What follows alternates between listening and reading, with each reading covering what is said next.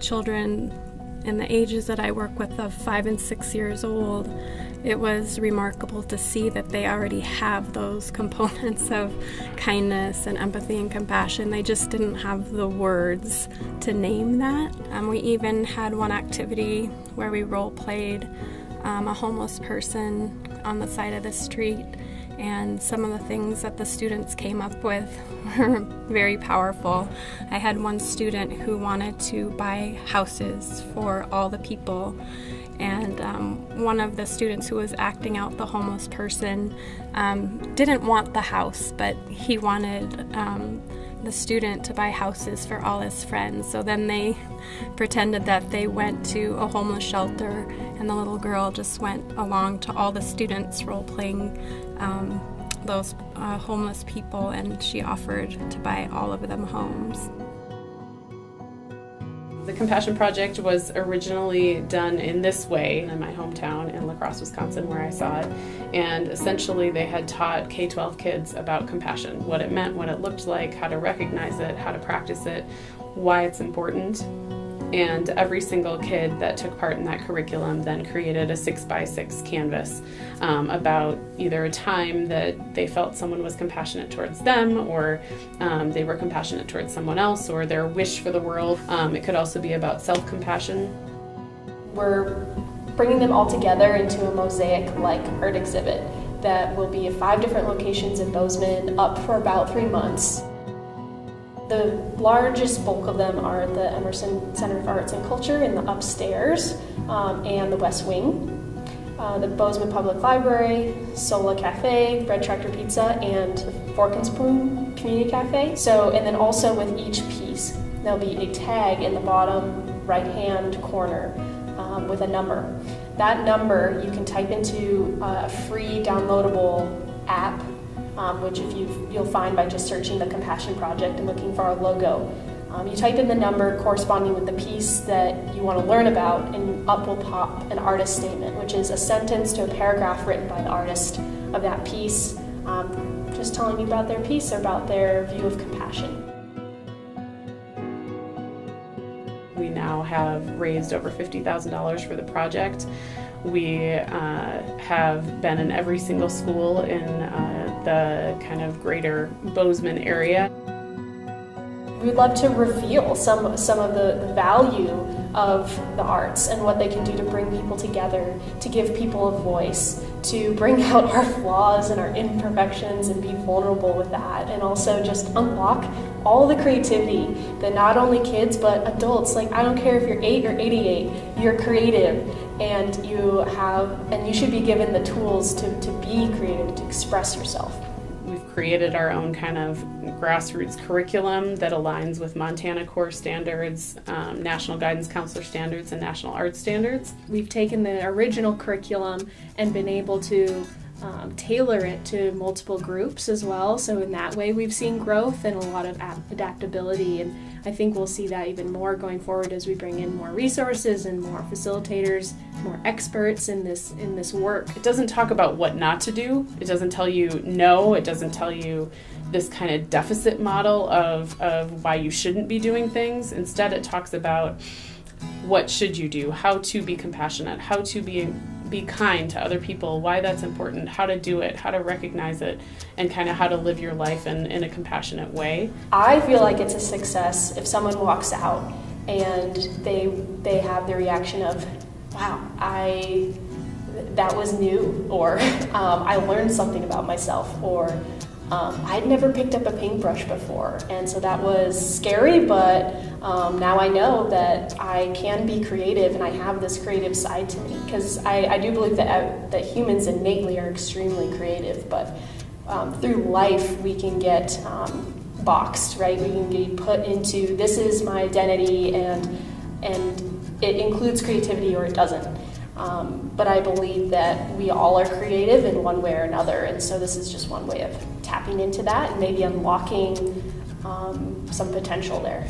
in these conversations, it's about talking about values. Instead of talking about positions. And I think oftentimes we talk about our positions and we don't think about where that common ground is that might bring us together. We might not agree on everything or how we go about things, but at least maybe we can understand where the other person is coming from. And I feel like that can maybe start to kind of heal that divide that is currently in our society right now. If we start with compassion, I think when we go to those hard places, it'll be safer, right? It'll be less name calling, less feeling like I'm not being listened to or I'm being insulted or I'm not understood, right? So it's not a matter of avoiding the negative, I think. It's a matter of how are we going to approach it. But if we can bring down those walls, get to a place of understanding and safety, we can tackle those negative things with a more positive outlook on it. I think that the impact that it's made and the parents that I've talked to that have talked about their kids doing the project and the teachers that have been doing it in their classroom has just been phenomenal. I think that the students realize that it takes more than just feeling for somebody, but actually acting on it and maybe even being proactive and looking out for ways that their actions or words might affect somebody and how they can help have positive impacts on other students. Compassion is that next level and having the energy behind it and the force to really, feel for somebody, but then also help them out. Help out your neighbor, help out your friend. Think about doing something for a worthy cause. So I think it's really important in this day and age to continue talking about it and to get it in people's minds and in our children's minds too, because then they grow up and they have compassion and are acting on compassion. We have the most incredible volunteers ever. I'll just start with that. They're incredible people, and they wouldn't be involved unless they truly believed in the project and in this concept of compassion and in this concept of wanting to change the world from a grassroots effort.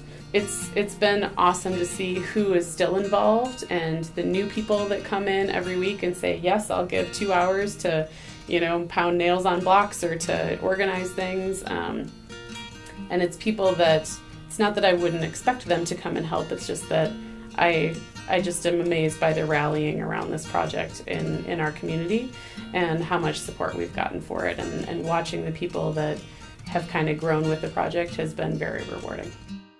I mean, I used to help people around, but being in Compassion Project, I've started doing it more often, and that's why I actually switched from STEM to education, because I actually like being around people and helping them out. And compassion is helping others when they need you and not ignoring people and being kind. I think if you ask anybody and say, are you compassionate or do you have compassion? Most people will be like, yeah, I do. But it's one of those things where if you don't talk about it, you actually aren't acting on it. So the more you talk about it, the more it's present in people's minds, the more you actually do act on it.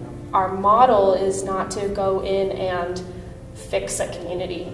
Our model is to provide resources and support and empower a community in any way we can, given what we've learned from this project. And so this project will look very different, I think, from community to community, but we can still come together around this idea of compassion. Our mantra from the very beginning has been compassion is for everyone. And so moving forward, I want to make sure that we are committed to that idea of compassion is for everyone. Based on the responses we're getting from teachers and parents, educators, community leaders, we'd love to be able to expand our reach and offer it to anyone who's interested, whether that be communities across Montana. We've had interest from Billings and Great Falls, for example, as well as outside of Montana, and even consider international partnerships one day. Without a doubt, this project has changed my life. I would love to write a book about the last 2.5 years of my life in this project and what I've learned about compassion and about community and about nonprofit kind of management and all of those things kind of intertwined.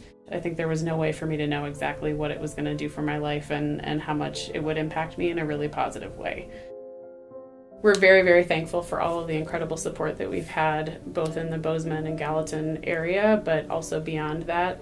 Without all of our incredible sponsors and donors, either in kind or actual monetary support, we're incredibly thankful, and we wouldn't be where we are right now at this installation process without them. Spread compassion, spread happiness, help as much as you can to everyone whom you see around. Forget your differences and set them aside, and we make them happy and be happy.